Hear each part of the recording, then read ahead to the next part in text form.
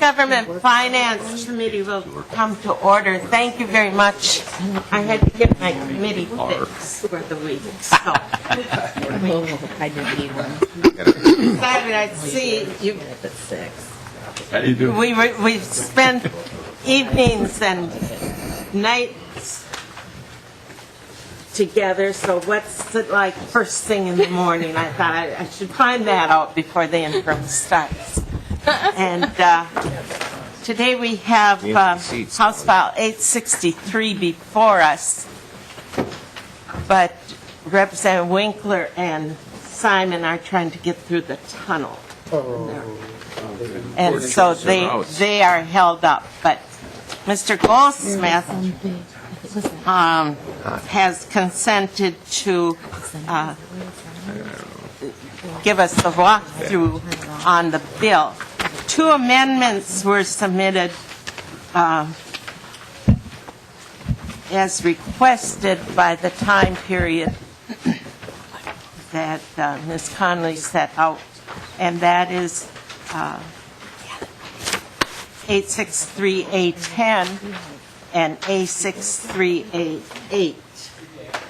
But I think I would rather have Mr. Simon, Representative Simon and Winkler both here before we take up the amendments. But we do have a great interest in the bill itself, Mr. Goldsmith, so if you would be so kind. Thank you, Madam Chair, members. I appreciate the opportunity to be here before you this morning, and hope that Representative Winkler's confidence in me is well placed. My name is Gary Goldsmith. I'm the Executive Director of the Minnesota Campaign Finance and Public Disclosure Board, and actually this bill incorporates the board's legislative recommendations for 2013, and actually it doesn't have any provision in it that is not a board recommendation, and the provisions that are in it have been somewhat modified since the bill was introduced, but always at the board's urging to accommodate the needs of some of the interest groups that were affected by the bill. Much of the bill is non-controversial. Some of it is technical, and some of it is not technical but policy-oriented, and there is some controversy in a couple of the provisions, which I'll certainly talk about. There's a small fiscal note on the bill. However, in both the Senate and the House budget, the board is being given an increase in its base funding, which the board had requested, and that increase would cover the fiscal note. So this fiscal note would not be in addition to the money that's already in the budget bills for the board. The bill, I will sort of walk through following the overview that Mr. Gehring has prepared for you. The bill first in Section 1 and 2 defines ballot question, political committee, and fund. The purpose of doing this is so that ballot question committees and funds can have separate requirements compared to other types of committees and funds. For example, another provision of the bill increases the threshold for registration of those types of committees to $5,000, because based on the current legal thinking, ballot question groups should not have to register and report until they reach a higher threshold. So in order to have a separate threshold, we have to have a separate definition.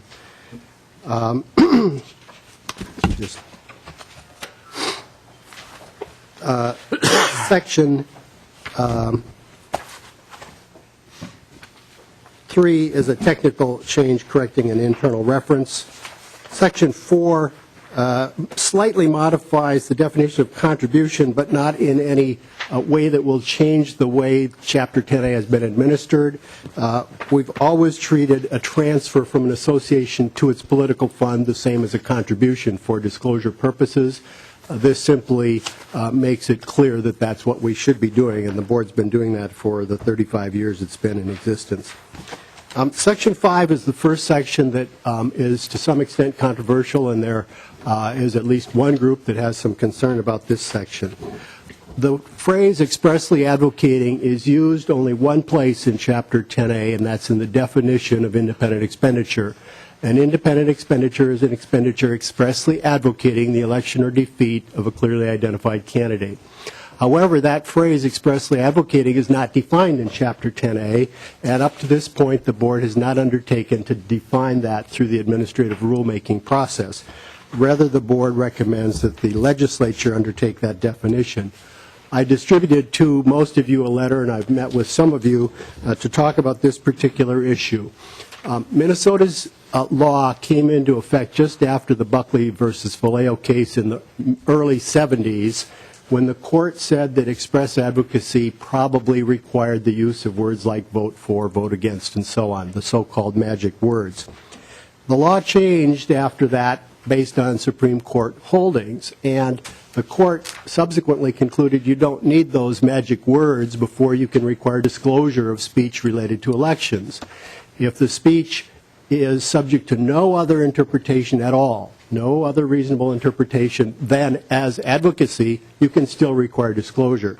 And so what Section 5 does is it codifies the definition of express advocacy using both forms, the original Buckley versus Vallejo form, which is the magic words form of express advocacy, and then it incorporates Chief Justice Roberts' language from the Wisconsin Right to Life case that says express advocacy also includes speech that is subject to no other reasonable interpretation. And the language of the amendment incorporates almost word for word Justice Roberts' language and also the concepts that he enunciated when talking about when you should find that express advocacy results as under this particular definition. And this definition, by the way, was subsequently upheld, including most recently in Citizens United. So the Supreme Court, at least, does not have a concern about its vagueness or susceptibility to interpretation. Section 6 is a rather technical definition. It defines general treasury money, which is money that typically a nonprofit would get that's just money that's given to them, not for any particular purpose. And that money is treated differently for disclosure purposes than money that is raised specifically to promote or defeat a ballot question or to elect a candidate.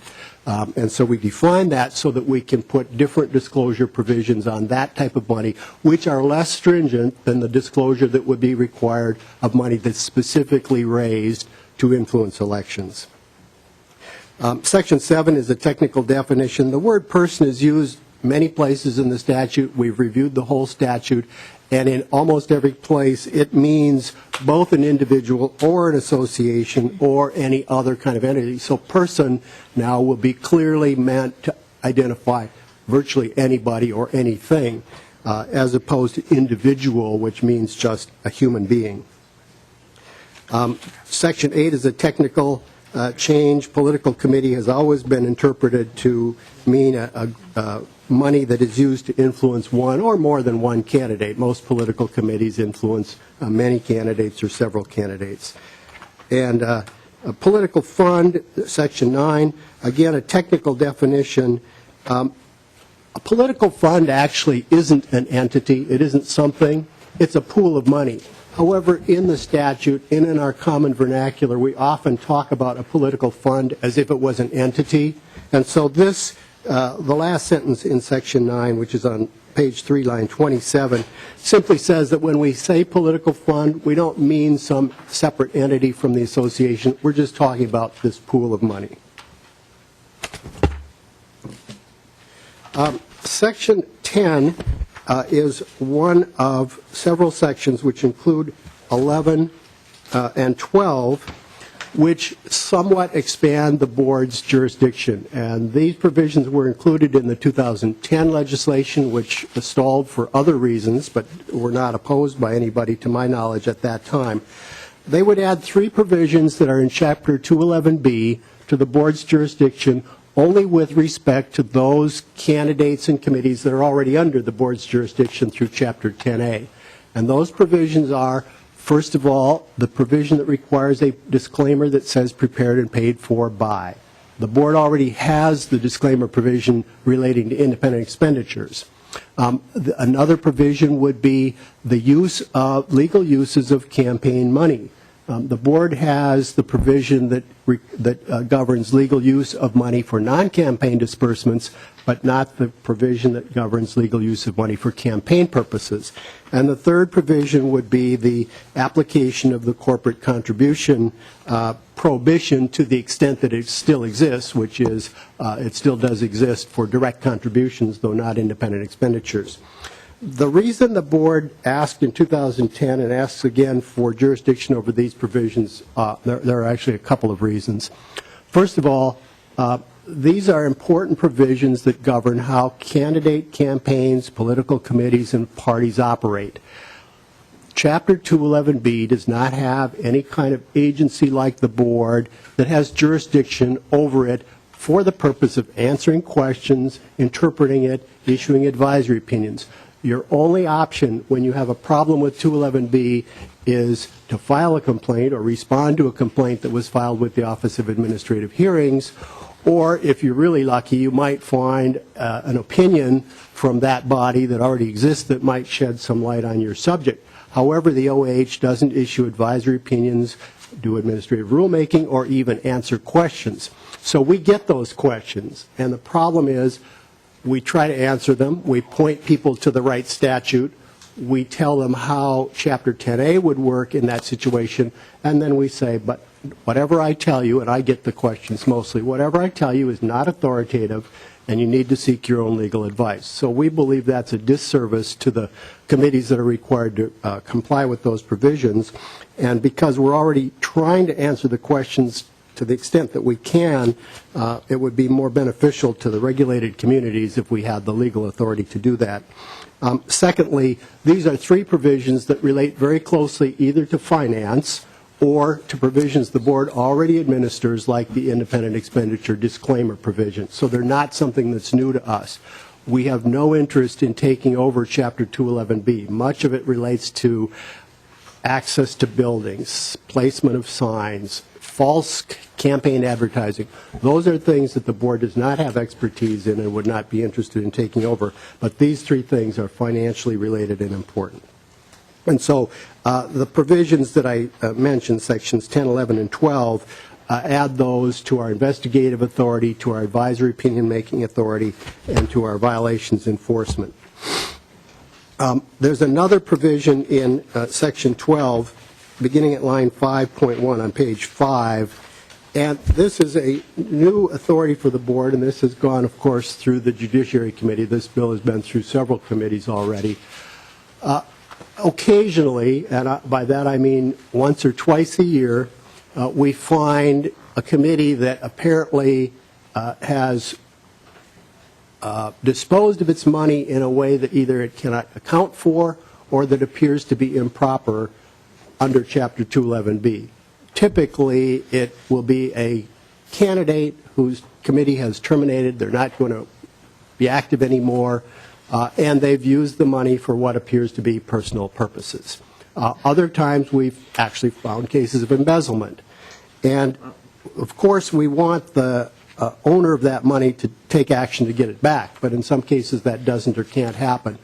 And this provision, after a lot of notice and opportunity by the committee whose money it was to take action, if they decide they don't want to, ultimately the board would be permitted, though not required, to take action to recover that money.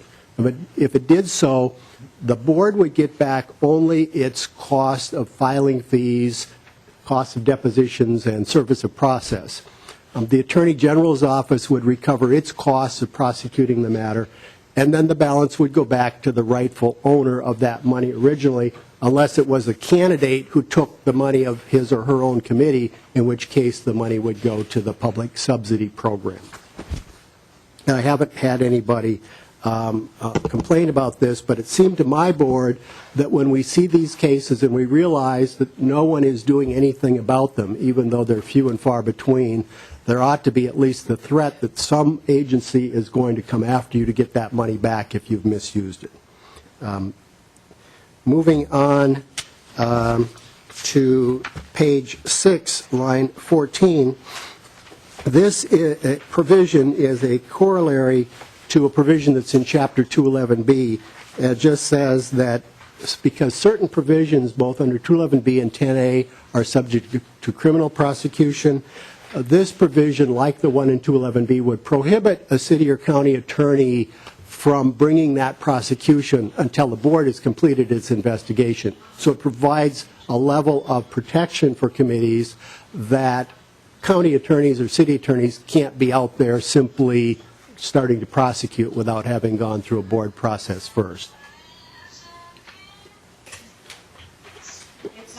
I might add that that Representative Winkler's technical amendment will insert city or before county attorney because the misdemeanors in metro areas are prosecuted by the city attorney. Section 13 adds those new provisions of 211B to the advisory opinion authority that the board already has. Section 14 relates to the requirement that a person signing a report certify it to be true. And that's been in existence for a long, long time.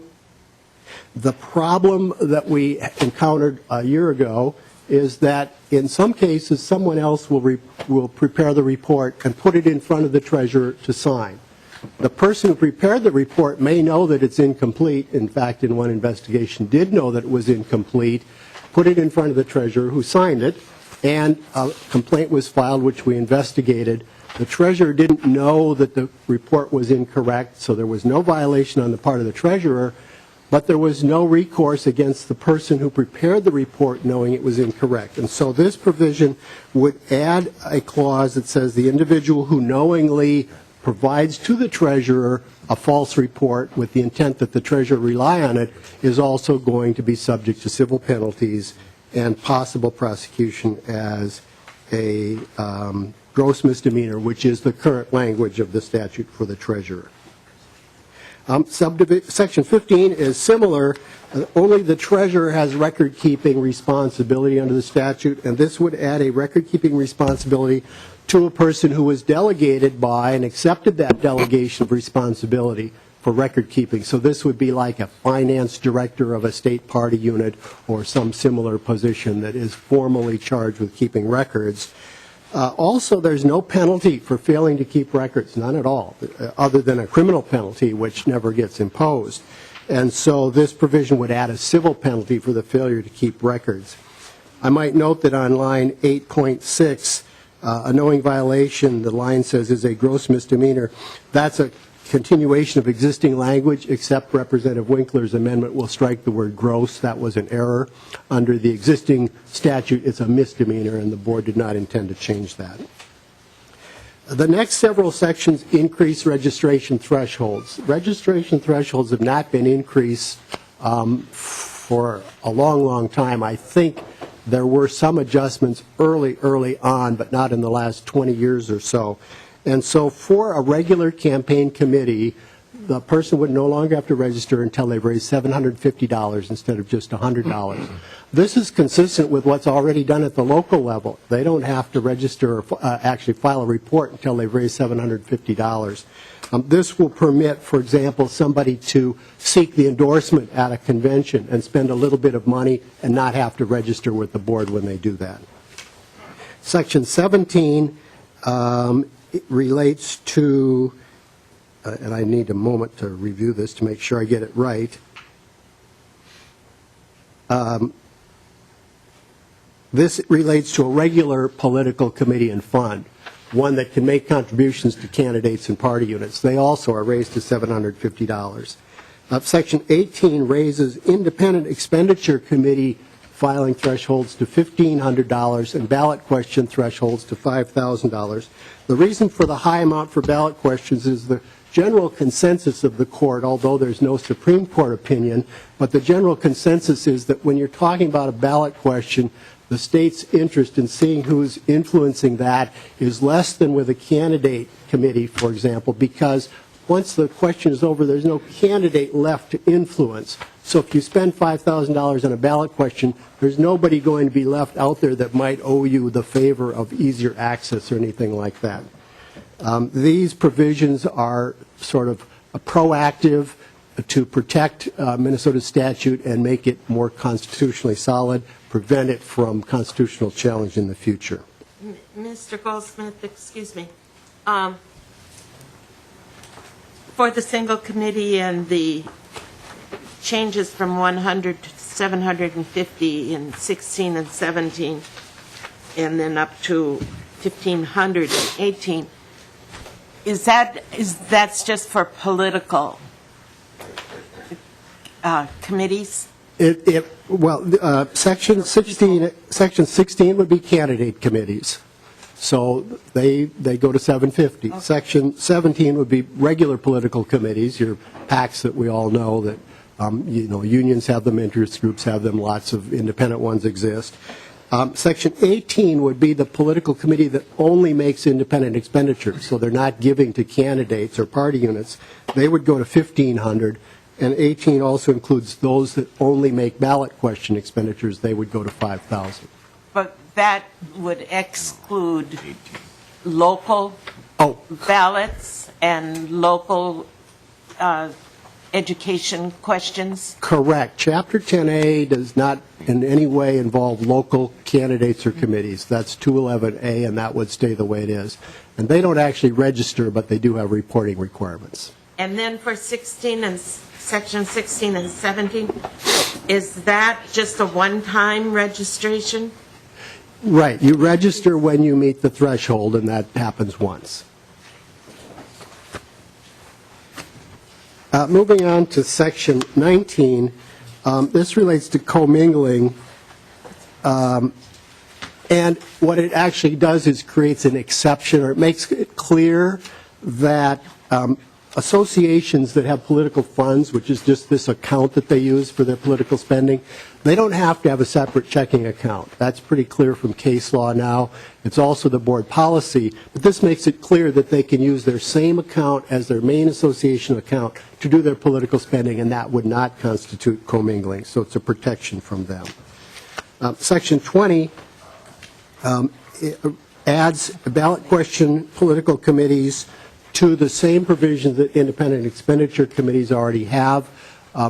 Actually, the definition of independent expenditure committee is broad enough that it includes ballot question committees if you go through the technical part of the definition, but the board recommended that the statute be amended to specifically include ballot question committees. Section 21 is a corollary to the increased threshold for registration. In Minnesota, there's really two provisions about registration. One is the threshold, and one is the filing requirement. So this just raises the filing requirement to the same threshold as the trigger. It wouldn't need to be in two places, but it is in Minnesota statutes. Moving to Section 22, this does the same thing for the other types of committees, because now we have a different threshold for different kinds of committees. We needed a new provision to change the filing requirement for those. The first threshold is to form the committee or fund, and this one is to register it. They're actually both at the same dollar amount. Section 23 and 24 relate to the requirement to obtain names and addresses of all donors over $20. That would increase to $50. So it would reduce the burden to some extent on treasurers who get smaller contributions, especially at fundraising events where cash might be involved. So a contribution of up to $50 would not be considered an anonymous contribution, and you wouldn't have to have the name and address until you get to more than $50. Section 25, you have a 60-day period of time to return any contribution and thus avoid a violation that contribution might have caused. This would increase that period to 90 days. Section 26 relates to when you start filing. Again, it's triggered by the financial thresholds, and so the provisions here simply make changes to increase to track those same financial thresholds. And when we move on to page 12, at line 12.16, this is the reporting schedule. It's modified a little bit because we had two reports not for candidates, but for political committees and funds that were just 13 days apart in an election year. So we've modified it to spread the reports out more evenly. It doesn't add any reports, except that for constitutional office candidates and state parties and caucuses, it does add 3 additional reports in an election year, but not for other candidates. Section 28, and that goes on for a couple of pages, for all purposes raises the itemization threshold from $100 to $200. So on your reports, you would only itemize those transactions that exceed $200 instead of $100. Actually, if we look at it, and I will talk about it later unless Representative Winkler wants to take over, when we talk about limits, if you made adjustments from 1993 to the present, there would be a 62% increase. So $100 then would equal $162 now. Again, to protect and strengthen the constitutionality of the statute, the board felt the legislature should at least look at this provision. If the legislature wanted to leave it the same, having looked at it and considered it, that by itself would increase, would strengthen the constitutionality, but the board thought that an increase would be appropriate at the same time. Moving on to section 29, this doesn't change very much. It clarifies some of the provisions.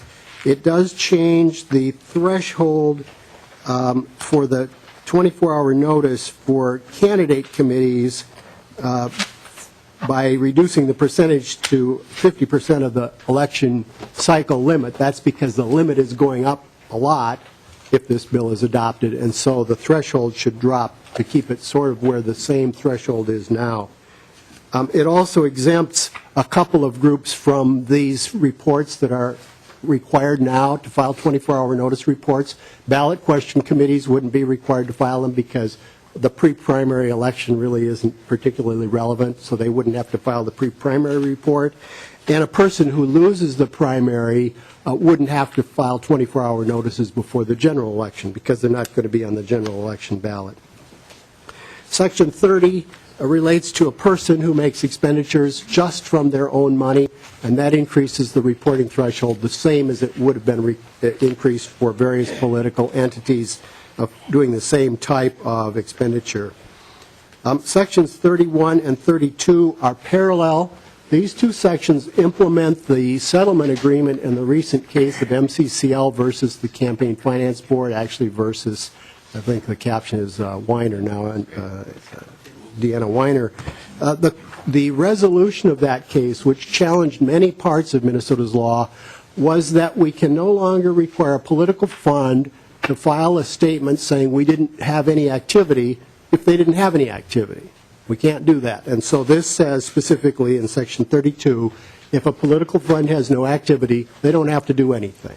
And we'll probably give them a call to make sure they just didn't forget about the requirement, but there's nothing proactive that they have to do. And that was required first by temporary injunction and then by settlement of the case. And this was the only part of Minnesota Statute Chapter 10A that was then ultimately affected by that case. Section 33 is one of the sections that you've probably heard about. There is an amendment that will probably be introduced today that would remove this section from the bill, and the board opposes that amendment. I've sent you some information about it. Once the courts recognized that you didn't have to say vote for or vote against to require disclosure, and at that time it was actually prohibition, but that was removed by Citizens United, but to require disclosure of political communication, people started using all sorts of ways. And the current way to avoid disclosure is to send out a mailing or run an advertisement that says, call Representative X and tell him or her, thank you for keeping Minnesota healthy through the budget process, or call Senator Y and tell him or her to stop doing such and such an activity. These types of communications are not express advocacy because they have a purpose other than to influence an election, namely to influence what the representative does in the legislative field. At the federal level, the bicameral Campaign Reform Act was passed. It was called McCain-Feingold, and it defined electioneering communications. And instead of having to influence election, they're limited in other ways. First of all, they only possibly can occur 30 days before a primary and 60 days before a general election. And so once every 2 years for the House, once every 4 years for other candidates, this 90-day period or 30 and 60-day period would trigger. And during that period, if you promulgate an advertisement or communication that specifically mentions a clearly identified candidate, you wouldn't have to register with the board if you're not registered already, but you'd have to file a statement about that communication, including who paid for it and who would affect it. Now, originally, this law was drafted much more broadly than you see in the first engrossment. One of the first things that happened was the 501c3 nonprofit corporation, the charitable nonprofits in the form of the Minnesota Council of Nonprofits, came to us and said, under IRS regulations, nonprofits are allowed to do nonpartisan voter guides. And here are the criteria that makes something a nonpartisan voter guide. And we said, we have no intention of covering those kinds of things. They're not electioneering communications because they don't really affect or try to influence one election over another. They're just a guide of everybody. And so we added a significant provision that's in this engrossment that exempts nonpartisan voter guides. And the nonprofit community, as far as I know, is comfortable and happy with that provision. Another thing that happened was another group came to us and said, we do lots of distributions of literature through county fairs, church groups, small meetings all over the state, all over the district. And we said, that's not the type of thing we're trying to capture in this bill. What we're trying to capture is that blanket mailing that people do into the district to the residents' homes. And so another exception was written into this bill for that kind of distribution. So you can distribute literature in any way, in any quantity, at any time that you want, with only one exception. And that is if during that 30 and 60-day period you actually mail the literature into the district to the resident, to the voter's residence or business, that kind of targeted mailing, that would be covered. And then again, only if you mention a clearly identified candidate and you're mailing into that candidate's district. So we've excluded a lot of literature distribution in the hope that we will have a bill that you can accept that would capture those mailings that are made into the district. And you probably all saw them during the last election cycle. The board thinks that they will only increase and not decrease. And by the way, this particular type of concept... Yep. Thank you, Madam Chair. Say, on that section, when you talk about actual mailings, so do inserts into papers, do those things count as that, as a mailing? Yeah, yes, I should clarify, Madam Chair, Representative Howe. Yes, I appreciate the question because I should have clarified that. The statute says mailed or distributed to the voter's residence. So distribution would include a hand-delivered lit drop or distribution through an advertiser like you're talking about. Representative O'Driscoll. Thank you, Madam Chair. Mr. Goldsmith, so if there's a billboard that said vote for so-and-so by one of the groups that you're talking about, that's neither mailed nor distributed to their residents but could be in their district, could you address that for me, please? Mr. Goldsmith. Madam Chair, yes, Representative O'Driscoll. Actually, we wouldn't even reach the electioneering communications provision there because if you say vote for somebody, that's an express advocacy element, and that would be an independent expenditure. So if an organization spent more than $1,500 doing that type of activity, they would be required to register a political fund because they were making independent expenditures. If they ran that same billboard and it said, call Representative O'Driscoll and thank him for his efforts on behalf of the state of Minnesota during those time periods in the district, that would be an electioneering communication. Besides literature, it does include signs, billboards, radio, and TV. The statute totally excludes websites, email, any kind of electronic communication. That's not covered and would not ever constitute electioneering communications. Ever? We're Mr. Goldsmith? Yeah. Ever? under, Ever? unless Madam Chair, unless the legislature chooses to change the law, not ever. This is for electioneering communications. Now, websites could still be covered under express advocacy as an independent expenditure if they, run a website that says vote for or elect, but as an electioneering communication, not ever. And Madam Chair and members, as executive director of the board, I don't see that changing in the foreseeable future. It would take some evolution of both court cases and practice in the state before we could evaluate whether the board would ever recommend that, but it's not on our agenda for the foreseeable future. Please proceed. Section 34 and 35 and 36 are fairly technical, and they simply simplify the process for terminating a campaign committee or for the board terminating them, and Section 37 also does the same thing. Section 38 is the provision that would change the spending limits for the elections of candidates, and it does two things. Number one, it puts the spending limits on an election cycle basis. So for House members, your spending limit covers the 2 years. That gives you more control over your spending. We have lots of people trying to do spending in the first year of an election cycle, and some do it successfully, some fail. This would give you the ability to manage that spending, and also the limits are increased to give the candidates a better voice, a larger voice in their own elections, which we've seen shrinking over the last election cycle. And the corresponding contribution limits increase then will allow the candidates a better opportunity to actually raise that money. It's the board's hope that some of the money that's now going into independent expenditures would go into candidates' committees instead. Section 39 and 40. Mr. Goldsmith, Representative Freiberg. Thank you. I'm just wondering, I realize this changes it to a cycle as opposed to per year. I mean, at first blush, it looks like a pretty steep increase to me in both of them. But what is, well, let's just take for state rep, since that's what we all are. What is, I know the election year limit is something like $34,300. What is, I can't remember offhand, what is the limit in the other years? I'm just wondering how much of an increase it is over the cycle.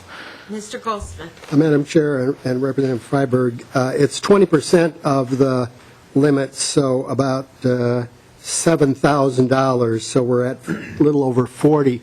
I will say, Representative and members, that these numbers are still somewhat in play.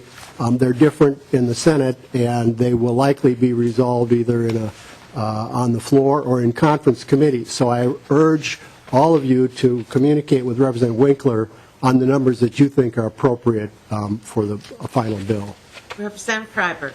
Well, thank you for the invitation. Maybe I'll just say it here since you mentioned it. I mean, it does seem high to me. I mean, if we're going to have a citizen legislature here, $30,000. I realize independent expenditures can dwarf these amounts in close races, but this seems like a lot of money to raise. If your opponent is able to raise that easily, I don't know. It seems high to me, and then it almost. Well, I guess it's not quite doubling it because it's over the cycle, but it's still a fairly substantial increase. And then the contribution limits looks like they're being tripled. They both seem, I don't know, it seems high to me, but that's my thought. Mr. Goldsmith, would you explain the cycle? Does that start January 1st of the year that a representative would take office and then go through the election of the following year? Madam Chair, that's correct for the House, yes. It always starts January 1 after an election year. So senators typically would have a 4-year cycle, though once every decade a 2-year cycle. After redistricting, the Senate has a 2-year cycle. Senators would have a 4-year cycle. not a 2-year cycle. Madam Chair, senators have 2 4-year cycles followed by a 2-year cycle in the year after redistricting. So senators, okay, all right. Representative Krishaw. Thank you, Madam Chair. And thank you, Mr. Goldsmith. And Representative Winkler, perhaps you can answer this too. I'm just curious, as I look at the number, one of the things that comes to mind is probably the cost of advertising versus in the rural versus the metro. I mean, in our area, a couple backyard porches and drop some flyers off and we're good. But there's much more media. Does this reflect some of that change, allowing for those higher costs in other areas? Madam Chair, Representative Krishaw, what this really reflects is the fact that the campaign finance system in Minnesota that we've had for some time, in which we've focused on small contributions through the PCR program and the public subsidy program with voluntary limits on expenditures and contributions, and the prohibition on corporate treasury money being spent in campaigns on independent expenditures. All of that has been slowly whittled away by Supreme Court precedent. And the idea behind this is that the more money that floods into politics and flows through third-party independent expenditures, the less control and the less voice the candidate has in the conversation in the election. The lesser ability of the candidate to have a conversation or deliver a message to voters directly rather than having third parties speak on their behalf. And so the reason why these are increasing is to direct more of the campaigned money through candidates rather than through independent third-party expenditure groups who may or may not represent the candidate's views very well or run the kind of campaign that the candidate would like to run. And so that's the theory. It isn't about any other change, although I would say these limits have not increased for some time. So it's really to reflect the new world that the Supreme Court has given us through Citizens United. Representative Khan. Well, I think the worth of Minnesota's campaign financing laws has been the number of people who do abide by the limits and who do agree to in both campaigns. And the example that I've looked at is a friend of mine who's a state senator in Iowa. And his first campaign, he was a House member, then running for the Senate. And his first campaign, I think, cost over $1 million, which was just incredible. I mean, after he was elected, then the subsequent ones have dropped to normal. But the thought that you would have to raise that much for, I'm sure, Iowa Senate districts aren't that much different from ours, is just kind of appalling. So that's what happens when you don't have limits in place. And our population has changed in our districts now, too. It has grown from 33 to 39,500.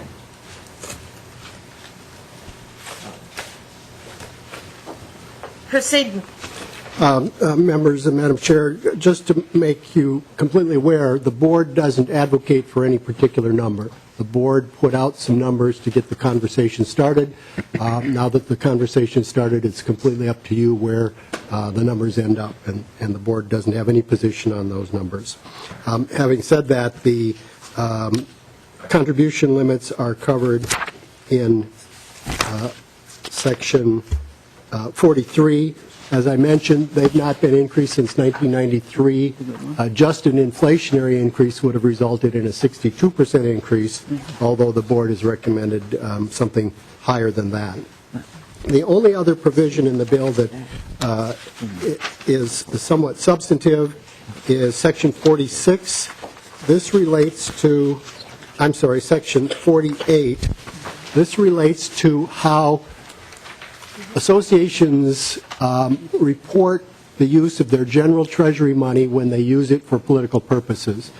And under the current statute, it's quite easy and in fact, the common practice and the usual result to use a legal method that's provided for in statute that results in no itemization, thus no disclosure of the sources of money that these organizations use.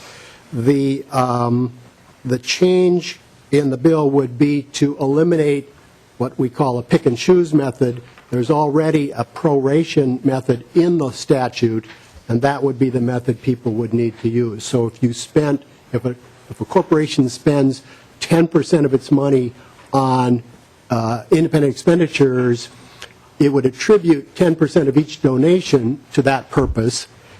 We've also, though, raised the itemization threshold so that once you do that in attribution, rather than reporting donors of more than $1,000, you would only have to report donors of more than $5,000. So while there's a slightly more stringent method of attribution, there's a much higher threshold before itemization is required.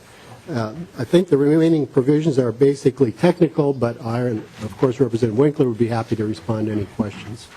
Thank you very much, Mr. Goldsmith. Representative Simon. Thank you, Madam Chair, and I'm sorry I was out of the room just for a minute, so if this has been discussed, someone can give me the sign and I'll stop. As to the issue of the cycle, Mr. Goldsmith, I just want to make sure that the cycle goes all the way past the election through December 31st, right?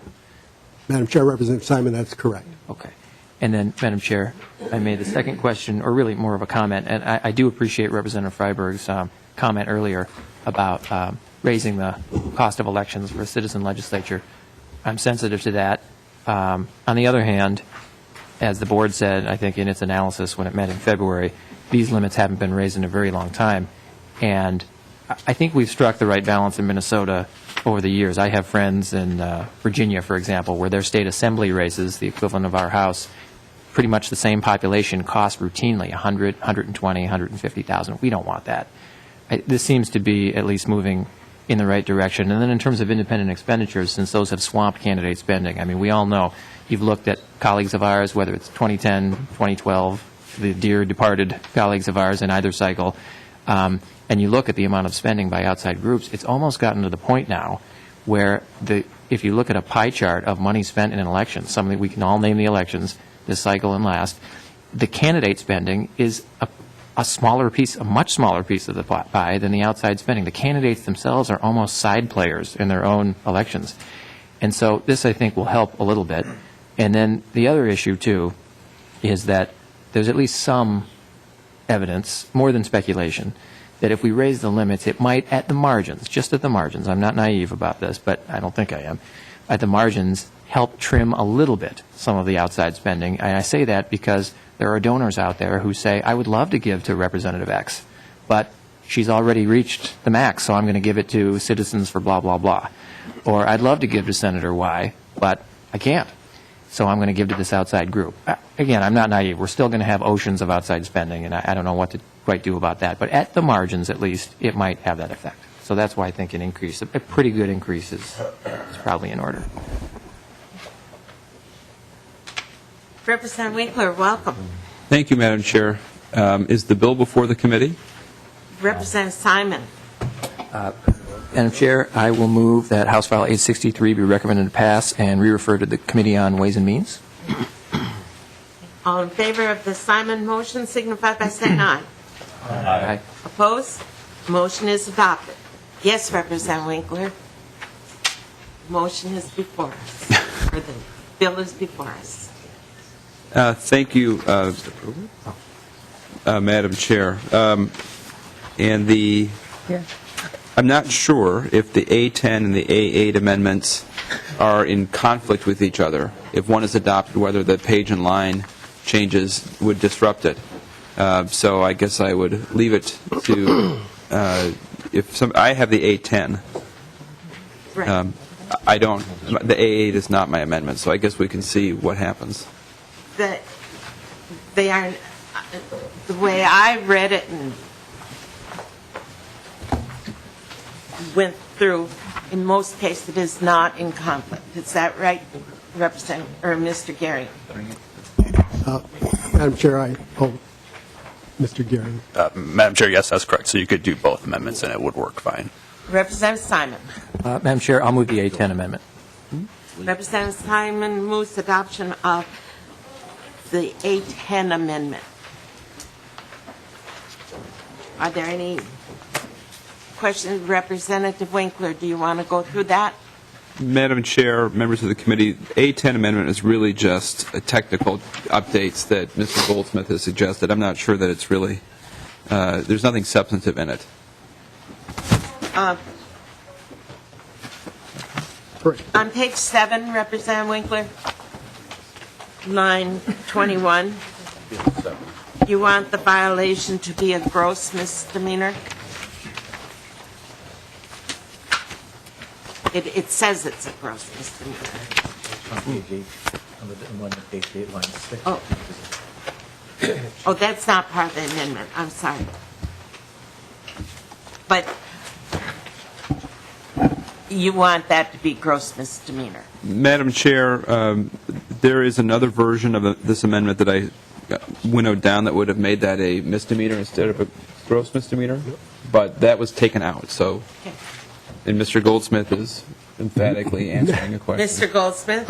Madam Chair, the intention of the board's recommendations was not to change the status of any crime under the existing statutes, and so for Section 14, penalty for false statements, if you look at line 7.15, that is already a gross misdemeanor, and so that language is simply continued. It's just moved to a different location in the same provision. The one that is being changed is on page 8, line 6, where we inadvertently elevated a misdemeanor to a gross misdemeanor, and that's the amendment, line 1.22. But the first one is in law, and you want it to stay in law. Correct, Madam Chair. Okay. All right. Any other questions on the Winkler amendment? All in favor signify by saying aye. Aye. Opposed? The Winkler amendment is adopted. A10. Representative Benson? Thank you, Madam Chair. Actually, it's going to be Representative O'Driscoll. I came down with the flu last night, and I would rather just sit back. Oh, I'd like that too. Representative O'Driscoll?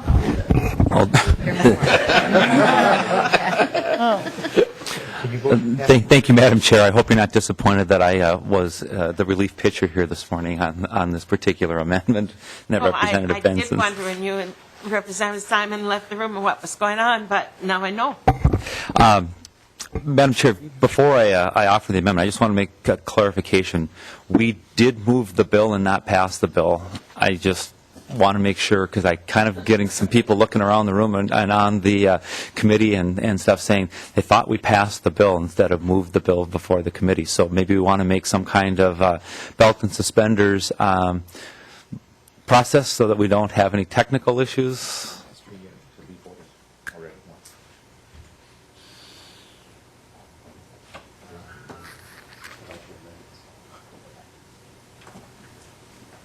For passage? I'm getting, as I watched, as we voted on that, some in the room and some around the table were kind of thinking that maybe we ended up having the passage of the bill before it being moved before the committee. So I'm just asking from a technical standpoint that we go back and make sure that we have the bill before the committee with the amendments, and so we don't have any technical issues. Should I, being on the prevailing side, should I move to reconsider the decision to re-refer this to the Committee on Ways and Means? Sure. Okay. You Okay. have to be on the prevailing side. Representative Oh, okay. I'll do that. I'll miss. So moved. Representative Freiberg moves reconsideration of House File 863, first engrossment, be recommended to pass and be re-referred to Ways and Means. All in favor of reconsideration, say aye. Aye. Opposed? Thank you, Representative Then we need to vote on Freiberg. it. Then I think we need to vote on this again. House File think we- 863, first engrossment, is before the committee. Then we need to vote on this. Two? You just put the amendment. Representative Simon moves adoption of A10. All in favor say aye. Aye. Opposed? The motion is adopted. First engrossment has been amended by A10. Representative O'Driscoll.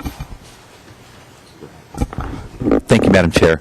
A couple things.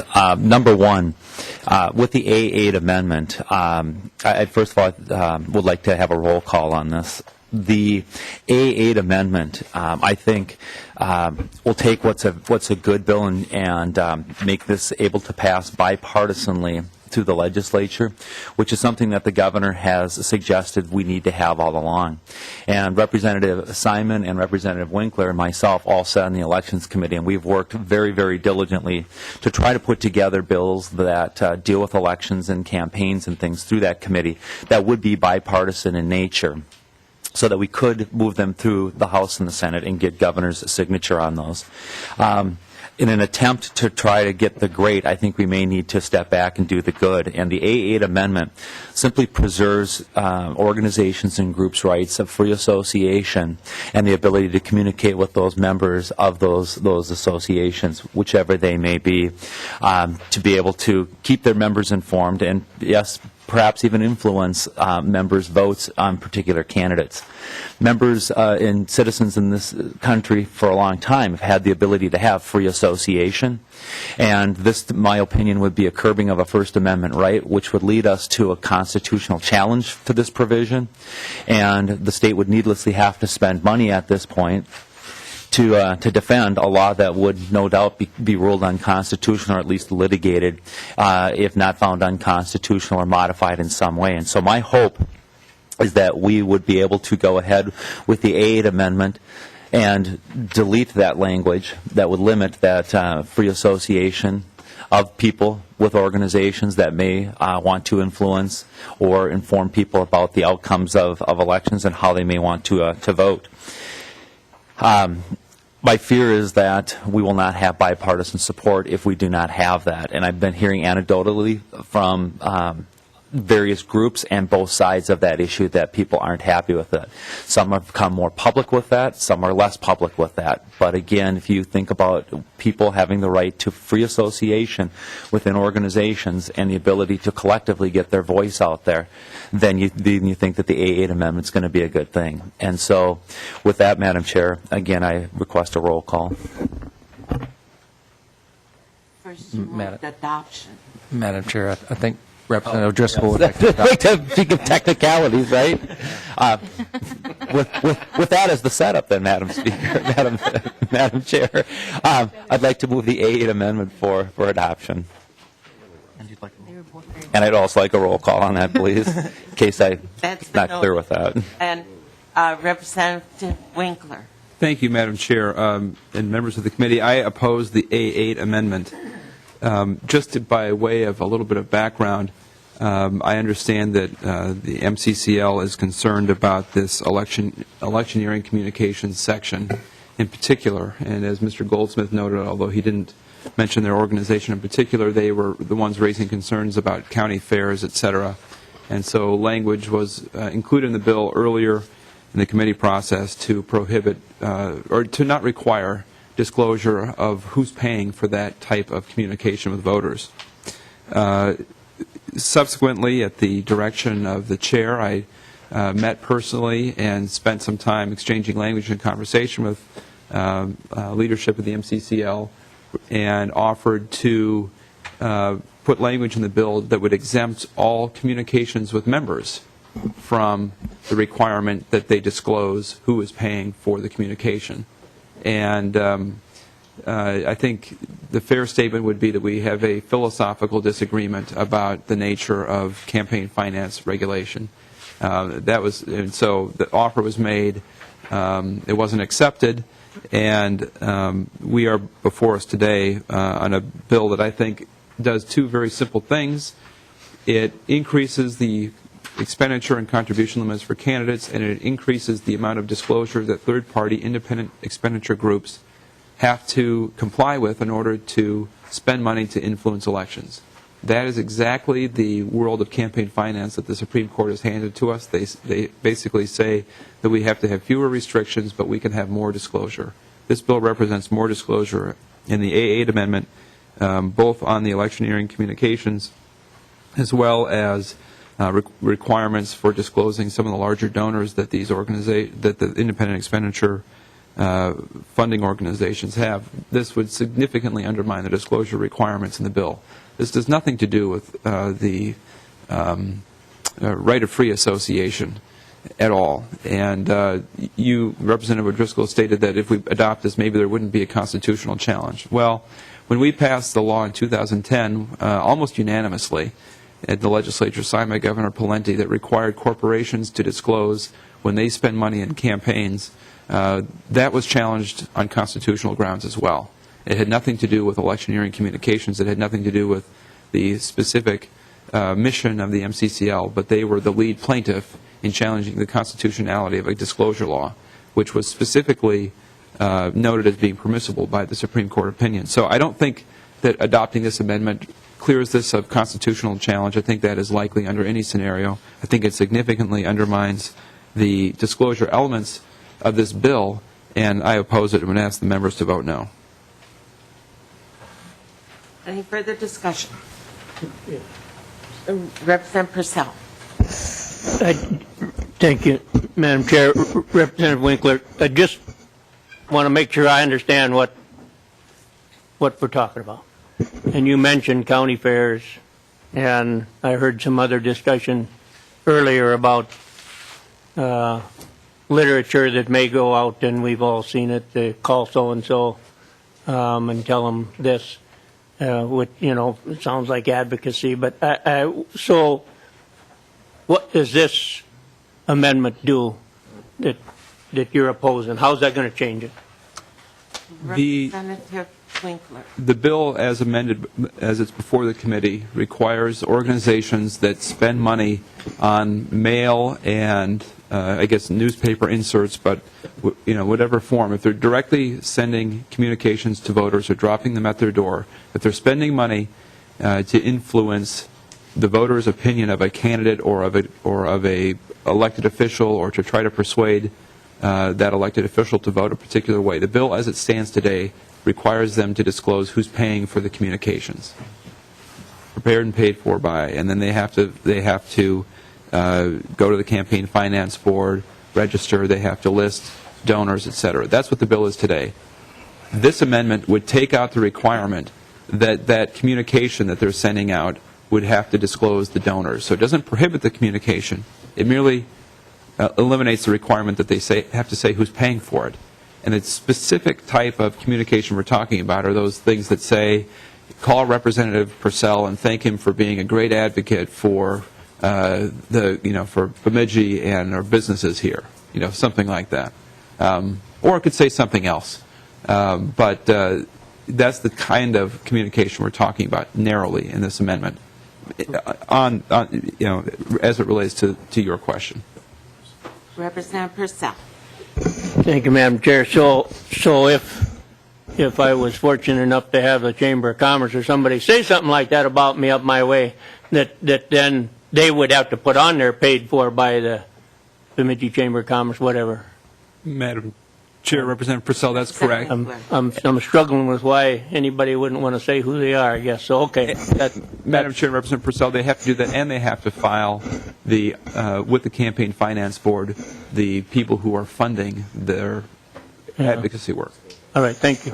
Representative Detmer. Yeah, Madam Chair, I guess I would like, if there's any groups here that would like to speak for or against the A8 amendment, I would like to hear from them, because I think this is important that we really understand the real intent of this amendment. Ms. Rao is asked to testify.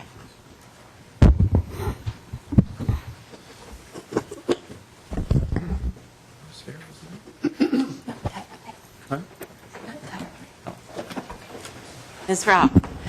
Madam Chair, members of the committee, thank you very much for allowing me to testify today. My name is Andrea Rao, and I am here representing MCCL, Minnesota Citizens Concerned for Life. We are a grassroots organization with chapters and individuals throughout the state as members of our organization. And MCCL, as has been made aware to the committee today, is opposed to this electioneering communications provision because of the chilling effect that it would have on our free speech. Now, with a membership ranging from, say, about 70,000 individuals to up to maybe around 500,000 individuals, depending on how one defines a member, MCCL is Minnesota's oldest and largest pro-life organization. And individuals donate to MCCL really for two reasons. One is because they like what we do and they want us to keep doing it. And two is because they want us to keep them informed of current pro-life issues, things that are going on in Minnesota and around the country, and the events that are surrounding those. Now, it was suggested that this is very narrowly tailored language, that this would only apply to cases where people are intentionally trying to influence elections without using the trigger words and those kinds of things. In fact, MCCL we are truly an issue advocacy organization. Now, without a doubt, we definitely have a political side to us. We have a PAC. We actually have two PACs, a state PAC and a federal PAC. And we abide by all of the rules and regulations and willingly that go along with that. However, there is a side to the organization as well that is truly about just providing information on pro-life issues. And I know during election season I am involved with our PACs. I do our reporting and I do a lot of work with candidates and various things too. And you get wrapped up and you seem to, one often seems to think that everything has to do with elections, but that's not always the case. There are other things going on in the world as well. And it's just an example of something that could potentially go on that MCCL may want to talk with our members about, and something that we don't believe would be or should be considered an electioneering communication, and generally no one would think of it as an electioneering communication except for the fact that it happens close to an election. Right now, I'll use this example just because it's a current event that's happening right now, but it could happen close to an election and then would trigger these kinds of things.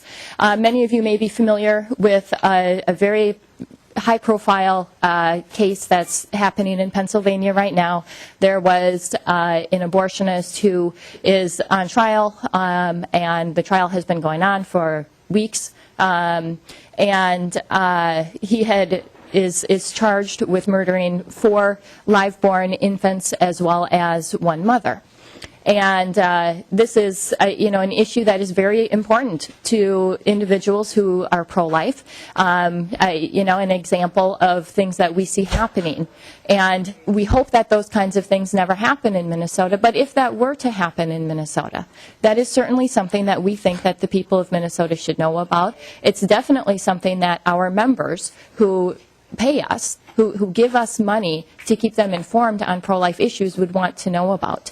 And if that were to happen 30 days before a primary or 60 days before a general election, and we sent out a letter only to our members and stated that this was happening and that, in fact, in the last year, Representative John Ward had introduced legislation to regulate clinics and require inspections of them to make sure that this kind of thing couldn't happen in Minnesota. And we would urge that the legislature to pass that legislation in the future. A communication like that, a letter sent to our members to inform them of something currently going on, but also providing background on the issue, would then be electioneering communication under this law. And we think that that is wrong. We think that we have a right to speak about issues and would appreciate the opportunity to continue doing so without regulation. We don't believe that communications to our members or even our potential members in the future should be regulated as campaign speech. Thank you. Representative Nelson. Thank you, Madam Chair. And I guess my question is for Mr. Goldsmith. Does this bill change how groups can communicate with their members? It's my understanding under current law, and I come from a union perspective, so I'm thinking about our union can communicate with our members because they're our members, but if we communicate with the general public, it triggers a whole different thing. So does this change the way that works in law, or because of what I'm hearing her object to is the fact that she's not able to communicate with her members. So, Mr. Goldsmith, does this change the way that law treats that, or does that stay the same? Madam Chair, Representative Nelson, it doesn't change the way you can communicate. As Representative Winkler made clear and the courts have made abundantly clear, we can't limit or restrict the ability to communicate in any way, but it would potentially have an effect, and that is the disclosure effect. First of all, the communication, though, would need to be mailed to members in the district of the person who's mentioned. If you circulate it to any members anywhere else, it doesn't count because it's not targeted to members in that particular person's district. The communication would have to clearly identify a specific candidate. So if you say, call your legislator or call your representative in general, that wouldn't be electioneering communications because it wouldn't mention a clearly identified candidate. And then there are quantity and price dollar thresholds that you would have to spend. So if you didn't meet those thresholds, it wouldn't be an electioneering communication. But if all of those requirements were met, it potentially would be an electioneering communication. And then you'd have to put on it who paid for it, who prepared it and paid for it. And if you met those thresholds, you would file with the Campaign Finance Board a statement saying, we did this, here's what we spent, and here's how we paid for it. Now, the thresholds in the bill about telling us how we paid for it have been increased quite a bit. So for organizations with small donors, no donor ever will be disclosed who donated $5,000 or less, and because of the proration, it's going to be quite a bit more than that. But there could potentially be a disclosure requirement. I might add one other thing, that we can't anticipate every single possible communication that should be excluded from this bill. And so the bill does say that the board can recognize additional exclusions through the advisory opinion process or rulemaking. That's the same as we have for non-campaign disbursements. So if a person had something that clearly seemed not to have the potential to influence an election, the board could exclude that. But the purpose of the bill is to bring in those things that are mailed to the voters or distributed by billboard or television or radio to the voters in the district that have the potential to influence the vote. And if the communication did that, it could be subject to disclosure, yes. Representative Nelson.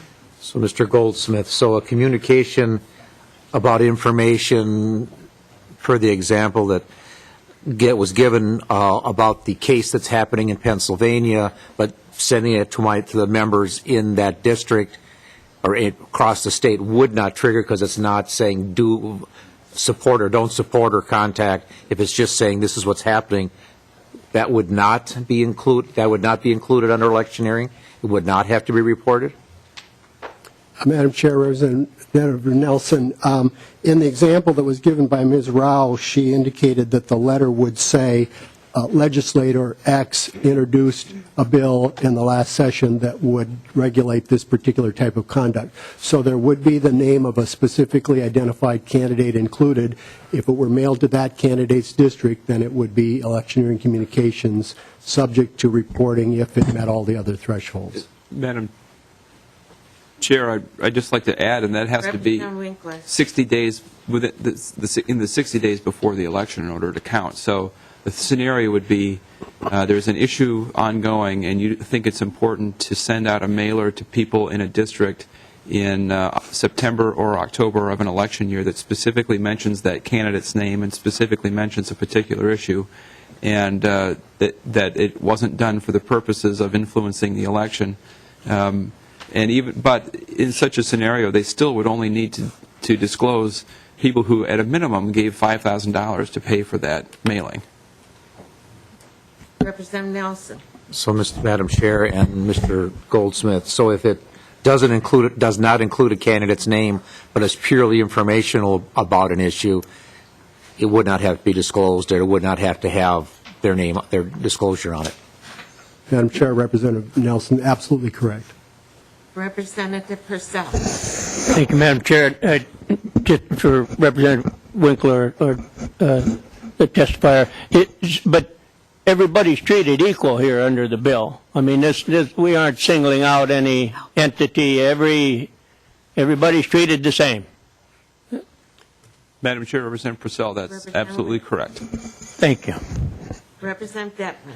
Yeah, thank you, Madam Chair. I know a lot of times we're talking about a 60-day prior to the elections, Representative Winkler, and a lot of times our state fairs, our county fairs, and our a lot of these things are happening, during that time frame, and a lot of times there's groups that are at the fairs that are handing out information about issues and so forth that might really restrict some of these different organizations in doing that. Representative Winkler. Madam Chair, Representative Detmer, and that kind of communication at a state fair to a general audience is not included in the disclosure requirement. So we have taken into account that concern in the bill that, already. It would, just to be clear, it would only cover if you are mailing to somebody or directly trying to communicate with voters at their home. Madam Chair, Representative Detmer. what would be the difference between a snail mail and a email? Same words, same communications. Madam Chair, Representative Winkler. Representative Detmer, the email is not covered. Sending out an email is essentially free. The cost of doing the mailing is what triggers the disclosure requirement. Okay. Mr. Knapp.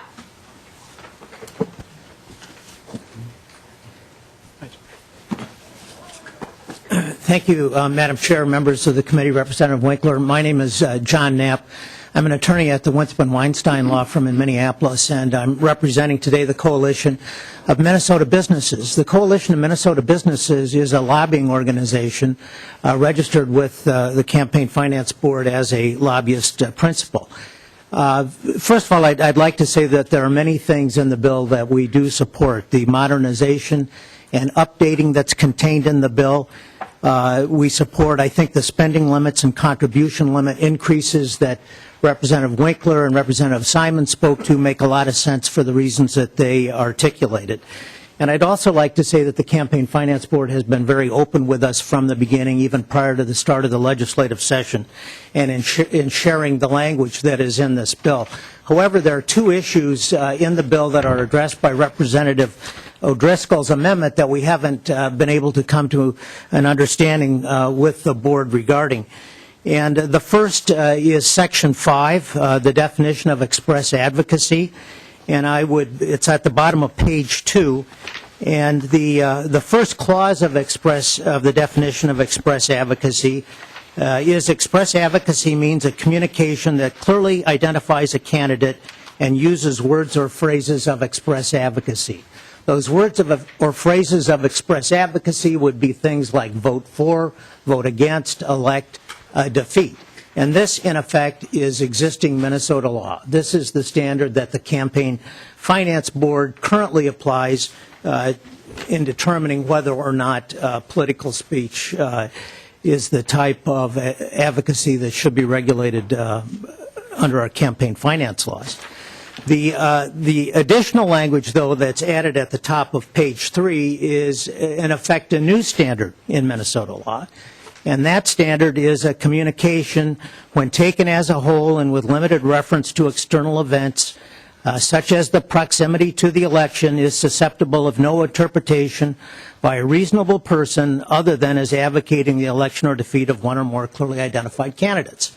So this adds to our objective definition of express advocacy, this very subjective definition of express advocacy.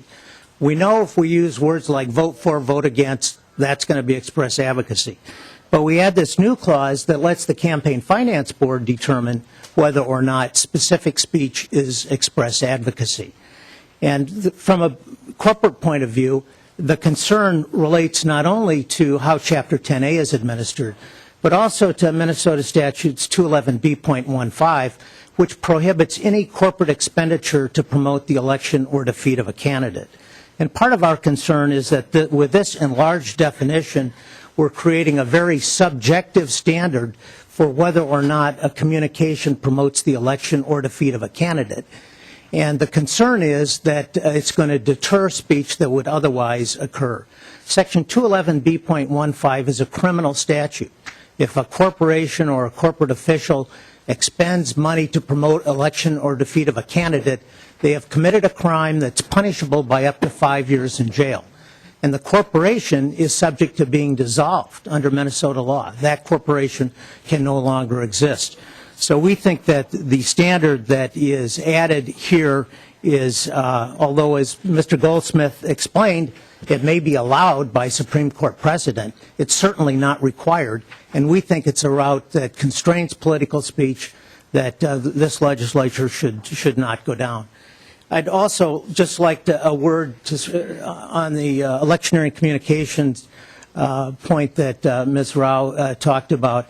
The concern there is really a philosophical concern. I mean, it's certainly, we don't contest that the legislature, if it wants to require registration and reporting of any expenditure that identifies a candidate before an election, if you want to do that, you certainly can do that.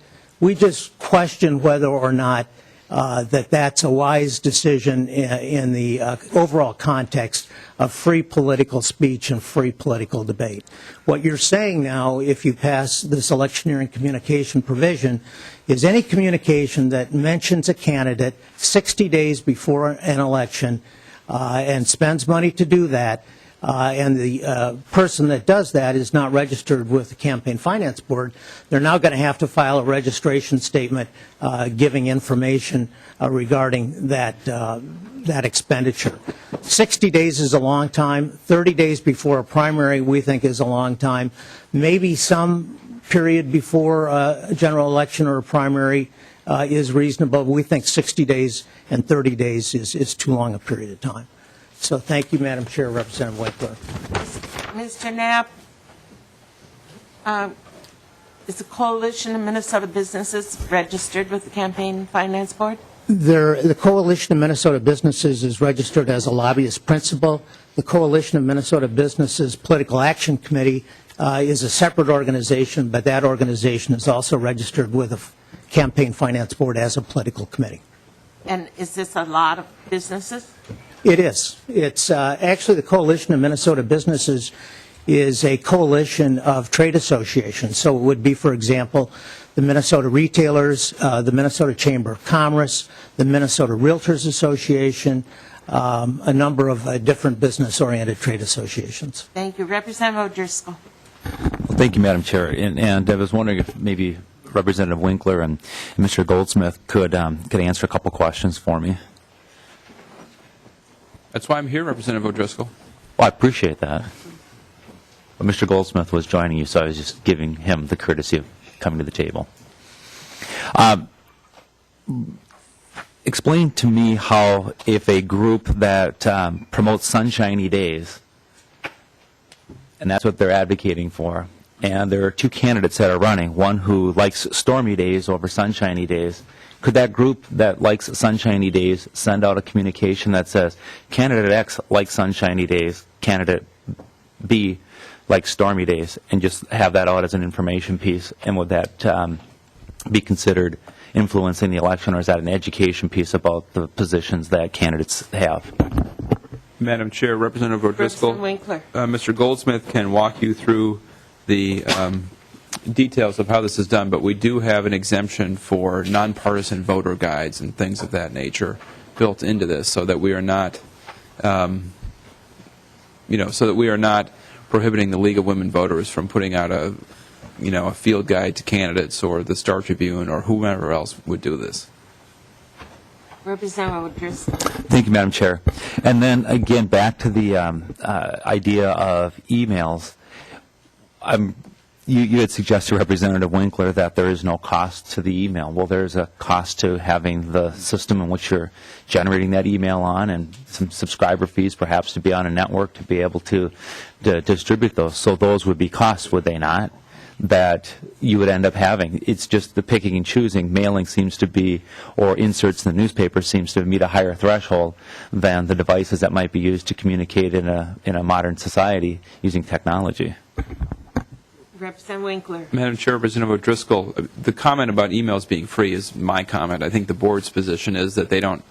There's no legal precedent for including them and requiring that disclosure, so they decided to not do it. My point would be that most organizations, the marginal cost of sending out a blast email is essentially zero. Most of them have the systems in place anyway to do all sorts of things. So it's in my mind substantively different than having to go out and buy stamps, print letters, and do all the other types of things that actually cost real money every single time you want to do it. Representative O'Driscoll.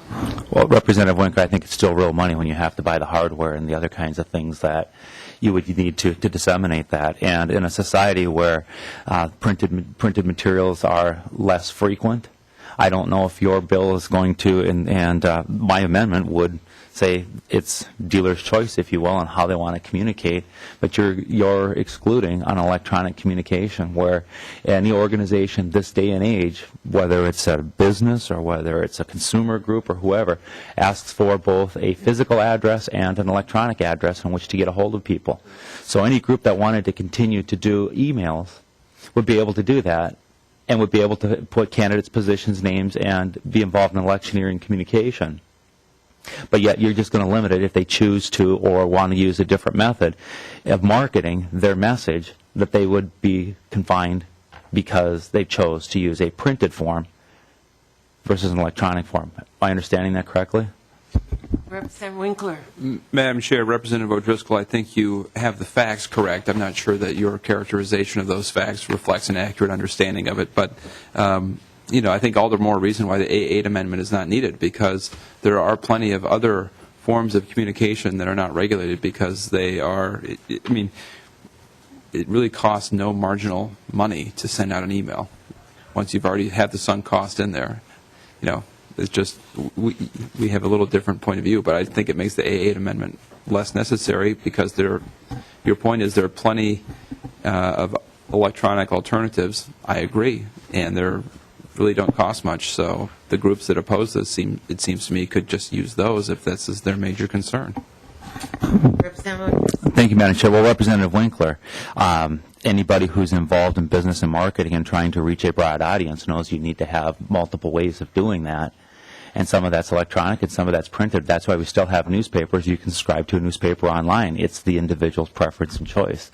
Why would we then not keep that option and choice open? You say that the facts are correct. You've suggested that to me, but you're saying that your interpretation is different. So we have a difference of opinion on what you've said the facts are. And so that's why I think that we don't want to go down this road and create extra work at this time for Mr. Goldsmith and the members at the Campaign Finance Board and creating additional legal challenges at this point. This is a good bill without that language in it, Representative Winkler, and I think we're going to get great bipartisan support. I think you will see people on both sides of the aisle peel off on this, and we will probably not get an elections bill or this. And so the hour and a half that this committee is invested, I think we're trying to shoot for the great when we could have the good. And I encourage members to vote yes on the amendment. Otherwise, I do fear that we will not have any reforms in this area at all. Again, as I stated earlier, anecdotally, I am hearing from groups on both sides of issues saying some are more public and some are less public than others, saying, this is not something that we're interested in. And if you believe that organizations should have the right to communicate with the different devices, be it print media, be it electronic media, or whatever, then you vote for the A8 amendment. If you think that only certain kinds of technologies that might be targeted to certain groups who are more tech savvy and they can have direct electioneering with those folks, then vote no on the A8 amendment. But remember, we represent all of the people in the state of Minnesota, and not everyone in the state of Minnesota is as tech savvy as the persons that are sitting next to you on your left or your right. Representative Howe. Thank you, Madam Chair. And just going down that line of questioning, if cost is a measure, then if we use electronic communication such as advertising on Facebook or Google or some of these others, and then you reach that threshold, now do we fall into that realm? Mr. Goldsmith. Madam Chair, Representative Howe, it's important to distinguish express advocacy or independent expenditures from electioneering communication, first of all. Express advocacy is covered by whatever medium is used. It could be a website, it could be email, and so on, because that either says vote for, vote against, or can't be subject to any interpretation other than as advocacy. With respect to electioneering communications, electronic media is excluded. The board didn't reach this position in a vacuum. First of all, in an early version of the bill, actually electronic communications were included, and it was based on the input from the same groups that opposed the remaining disclosure that we removed electronic communication, because those groups say we use email often, we use websites. We decided to exclude that from the bill because there isn't legal guidance in the form of judicial opinions to explain how we ought to be evaluating website hits or email communications. The board isn't ready to make a recommendation to the legislature on that subject. If it would be at some point in the future, I don't know. And secondly, the type of communications that we are covering are those communications where the communicator can essentially force the communication into the home of a person in the district, and they know that person is in the district. That really is mail and physical distribution of a piece. You can get email out through some bulk drop of spam, but you wouldn't necessarily know who it's going to or how many people in the district, and the implementation of the other thresholds would be problematic. So at this point, the board felt it was appropriate to exclude the newer forms of communication until everybody has a lot more experience in that area. Madam Chair? Mr. Goldsmith? If I just might make one more comment with regard to electioneering communications. If a group that engages in this doesn't already have a political committee or fund registered with the board, it doesn't have to register. It only has to file a statement. There's no registration requirement. If you already have a committee or fund, you can report through that fund just like you regularly do. But if you don't have one, you just send us a statement. Madam Chair. Representative O'Driscoll. And I know that we need to get this wrapped up because we have session starting at 10 o'clock, but what I've heard today is that billboards are just fine for advocacy because it's not going to your home. It's still telling people that group's position.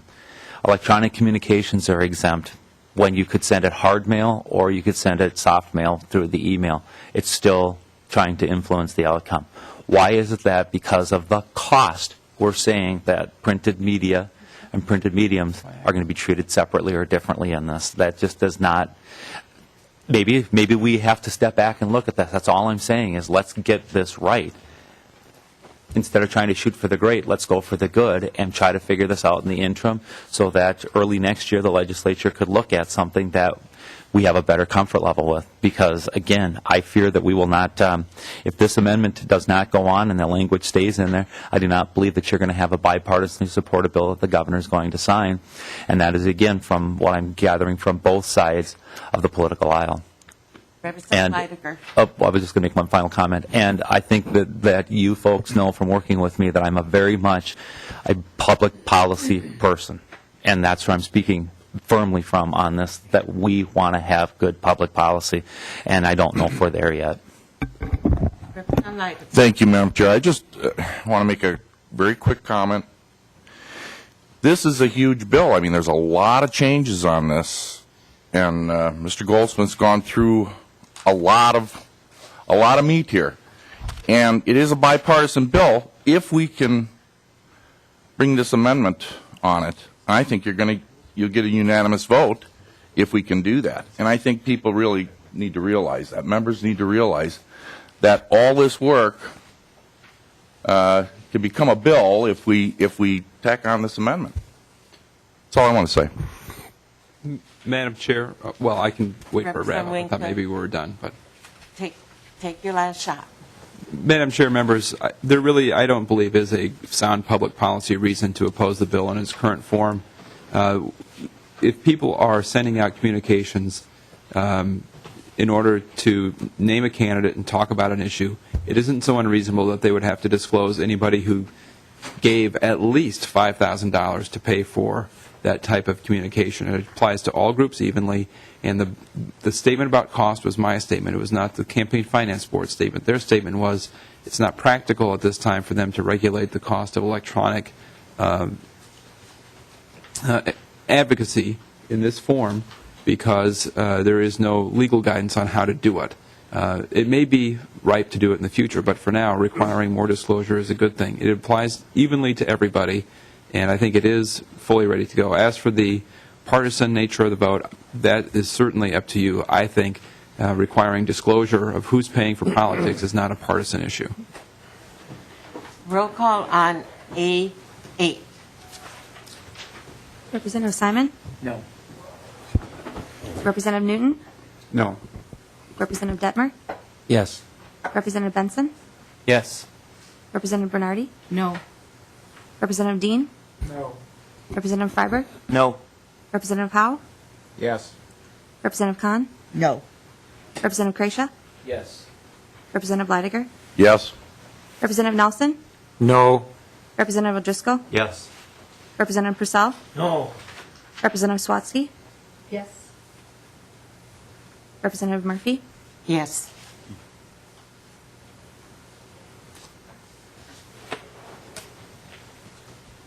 Eight to eight. The amendment does not prevail. Representative Wills did not vote. Representative Wills? Yes. The amendment prevails.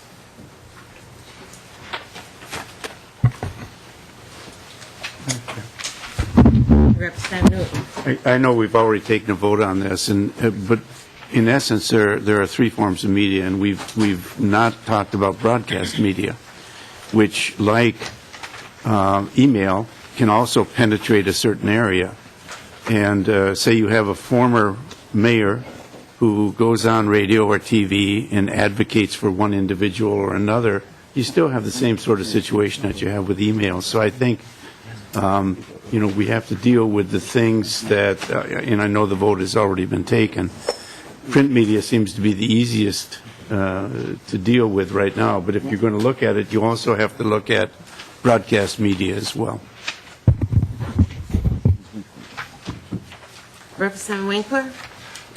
Madam Chair, I think the committee has spoken, and I would still urge a yes vote on the bill and recognize that there's still time for the issue and the bill to evolve. And I hope with the amendment there will be a unanimous yes vote out of the committee. Representative Simon. Madam Chair, I will renew the motion that House File 863, actually I'll change, new motion. Please. I'll renew the motion that House File 863, first engrossment be, as amended, be recommended to pass and re-referred to the Committee on Rules. Any further discussion? All in favor signify by saying aye. Aye. Opposed? No. The motion prevails. Thank you very much. Representative Newton. I'd like to move the minutes of April 10th, 2013. All in favor signify by saying aye. Aye. Opposed? The motion is adopted. This meeting is adjourned.